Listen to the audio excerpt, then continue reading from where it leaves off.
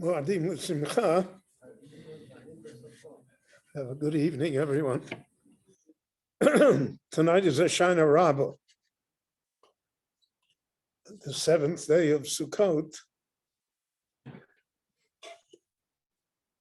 So it's interesting that Hoshana Rabbah resembles Simchat Torah in the fact that it is encrusted with customs that don't appear in the Talmud,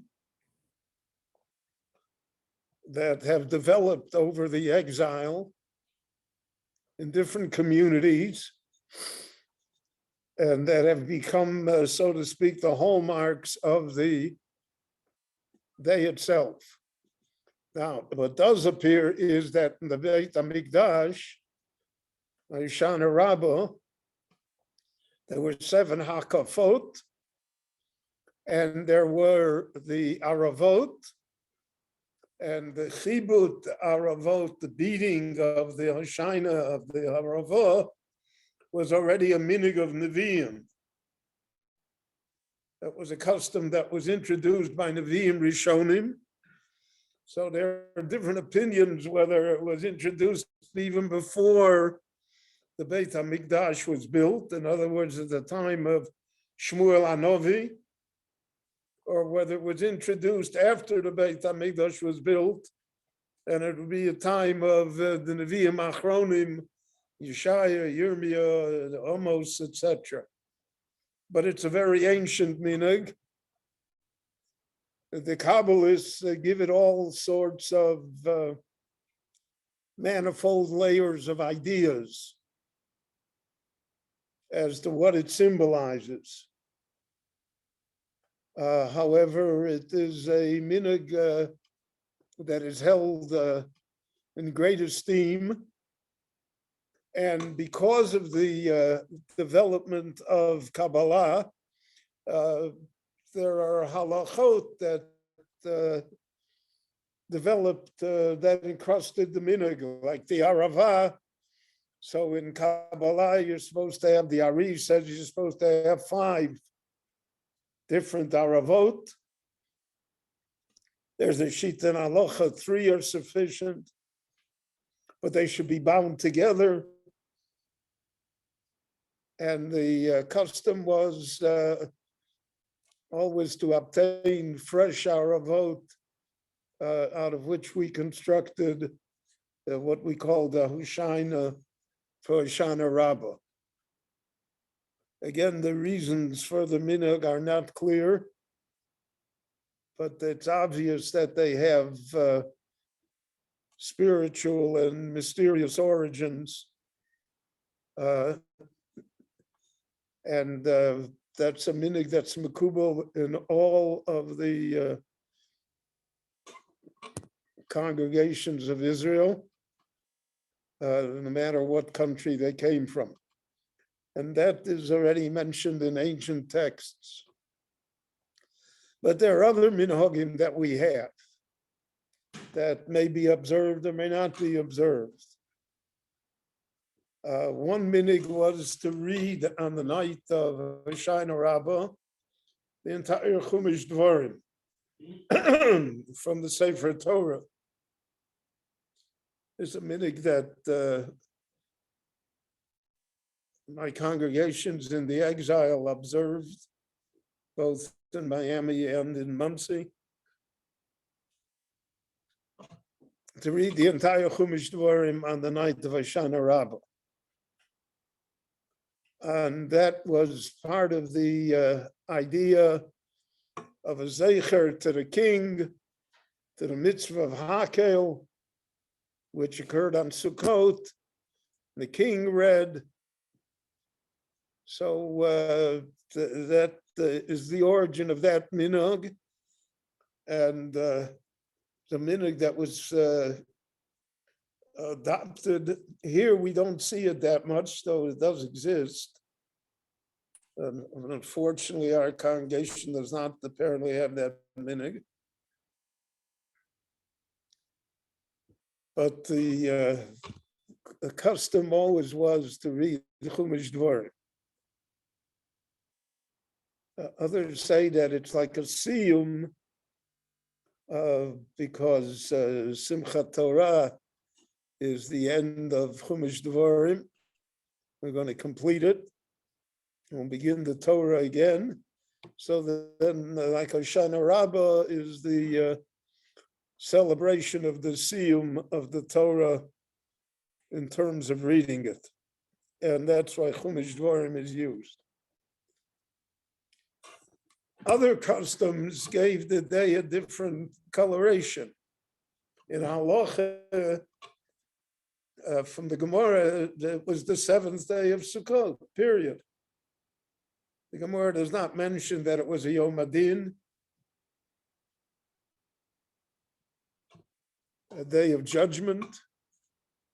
The day of judgment is Shmini Atzeres and Nidon Alamayim. And that's why we say Tfilas Geshem. But over the generations, the custom arose that Hoshana Rabbah was seen also as the Yom Adin, as the culmination of the Yomei Adin.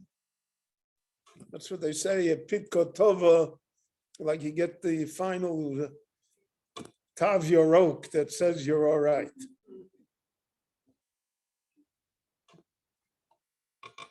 So even though you may have taken the shot on Yom Kippur and the judgment was good, nevertheless, you need the official paper. And therefore, that is what Hoshana Rabbah represents.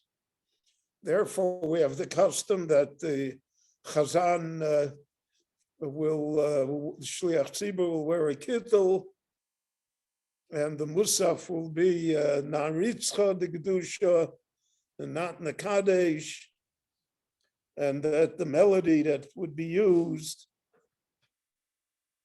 and Hoshana Rabbah would resemble the Yom Noraim as well, because that's all part of the